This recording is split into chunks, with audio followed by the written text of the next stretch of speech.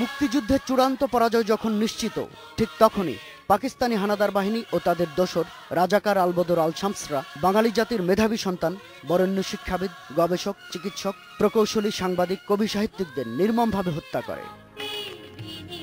দেশ স্বাধীন হওয়ার পর ৭১-এ বুদ্ধিজীবী হত্যার বিচারের দাবি উঠেছে বিভিন্ন সময়ে, কিন্তু অপেক্ষায় কেটেছে অনেক বছর।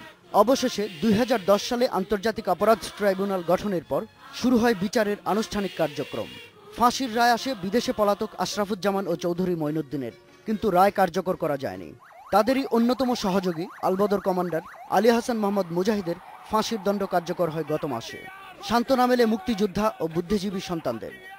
এই 14 ডিসেম্বরের আবহটা আমাদের কাছে অনেক গর্বের, অনেক অহংকারের, কারণ আমরা আমাদের কলঙ্ক মোচন করতে পেরেছি, দায় মোচন করতে পেরেছি। আমরা আমাদের পিতাদের কাছে প্রমাণ করতে পেরেছি যে অন্তত আমরা কিছুটা হলেও তাদের জন্য চেষ্টা করছি। তবে এই একটি দণ্ড কার্যকর নিয়েই সন্তুষ্ট থাকার সুযোগ নেই, মনে করেন শহীদ বুদ্ধিজীবী পরিবারের সদস্যরা, মুক্তিযোদ্ধারা। বুদ্ধিজীবী হত্যায় জড়িত সব অপরাধীকেই বিচারের আওতায় আনার তাগিদ দিলেন তারা। চৌধুরী মঈনুদ্দিন এবং আশরাফুজ্জামান এই দুজন ব্যক্তি নির্দিষ্টভাবে অভিযুক্ত হয়েছে, তারা ফাঁসির দণ্ডাদেশে আছেন, কিন্তু তারা পলাতক।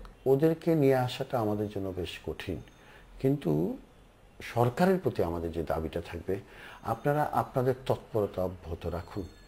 বাংলাদেশ স্বাধীন হওয়ার পর ৭১-এর ২৯শে ডিসেম্বর গঠিত বুদ্ধিজীবী হত্যার তদন্ত কমিটির রিপোর্টে বলা হয়েছে, রাউফ ফরমান আলী এদেশে ২০,০০০ বুদ্ধিজীবীকে হত্যার পরিকল্পনা করেছিলেন, কিন্তু ওই কূট পরিকল্পনা সম্পূর্ণভাবে সফল করা তাদের পক্ষে সম্ভব হয়নি।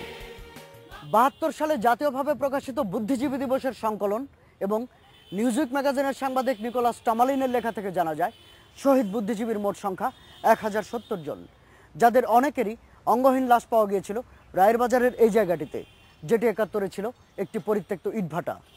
সেই সব পৈশাচিক হত্যাকাণ্ডের বিচারে কিছু না করতে পারার যে গ্লানি এতদিন জাতিকে তাড়া করে ফিরত, তা পেছনে ফেলে এখন জাতির প্রতিটি সন্তান এখানে এসে দাঁড়াতে পারবেন মাথা উঁচু করে এবং শ্রদ্ধা জানাতে পারবেন জাতির শ্রেষ্ঠ সন্তানদের প্রতি।